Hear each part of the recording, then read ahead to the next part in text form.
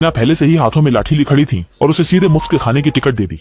इसके बाद वे एक चर्च के पास पहुंचे और हाथ पर बने टैटू के आधार पर अनुमान लगाया यहाँ के पादरी वही बदनाम सुअर सा दिखने वाले आदमी हैं। और लीना ने जानबूझकर पादरी का ध्यान आकर्षित किया।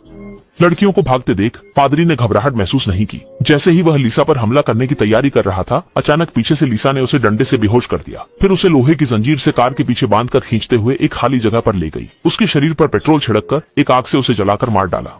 और उनका अगला लक्ष्य है उन्हें बेचने वाला मानव तस्कर। लड़की ने तस्कर से बदला लेने के लिए उसकी आंखों के सामने उसके बेटे को मार डालने की धमकी दी। जैसे ही एक डंडा उस पर पड़ा, लड़का तुरंत तेज आवाज में चीखने लगी कि मेरा सहते। जैसे जैसे बहनें अधिक उत्साहित होती गईं, उन्होंने अपना पूरा जोर लगाया, बार बार उसके बेटे पर डंडे से वार किया और भावनात्मक रूप से टूट गई। वह लगातार माफी मांगता रहा जब तक लड़के को पीट कर लहूलुहान नहीं कर दिया गया। तब जाकर दोनों बहनें रुकी। यद्यपि महिला ने दोनों की 18 पीढ़ियों को कोसा, लेकिन बहनों ने उसे बख्शने का बिल्कुल भी इरादा नहीं किया, क्योंकि उसे नशीला पदार्थ देकर बेहोश करने के क्षण से ही बूढ़ी महिला निश्चित रूप से उनके हाथों मरेगी। इसके बाद उन्होंने महिला को छोटे बेटे की तरफ धकेल दिया। सामने देखो कि सामने जब उसे इकलौते छोटे बेटे की जान खतरे में थी, वह उनसे दया की विनती कर रहा था, लेकिन वे बिल्कुल भी दया नहीं दिखा रही थी, क्योंकि अगर वो महिला नहीं होती तो नहीं उन्हें रेड लाइट एरिया में तस्करी किया जाएगा। फिर लड़के के ऊपर की बंदिशें खोल दी और उसे यह चुनने दिया कि वह अपनी माँ को डंडे से मारेगा या बंदूक से। लेकिन लड़का अपनी मां पर वार करने के लिए तैयार नहीं था। यह देखकर लीना ने सीधे लड़के के सिर पर गोली चला दी और बाद में पिस्तौल से उंगलियों के निशान मिटा दिए।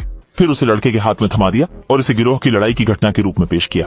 तस्कर को और भी भयानक मौत दी। लिसा ने सीधा इलेक्ट्रिक आरी से उसका सिर फाटिश दिया। ये सब करने के बाद अंतिम लक्ष्य काली पुलिस थी। उस समय काली पुलिस अपहरण की गई 2 लड़कियों का आनंद ले रहा था, तभी वह मग्न था। पर लड़की के शरीर की खुशबू ने उसे लीना ने एक डंडे से बेहोश कर दिया।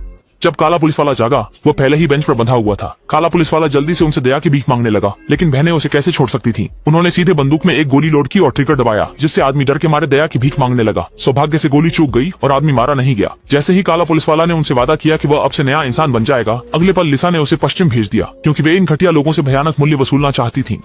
ये सब करने के बाद ये बदला भी आखिरकार पूरी तरह समाप्त हो गया और बहनें वसूली गई काली कमाई के साथ इस शहर से चली गईं। इसके साथ ही फिल्म समाप्त होती है।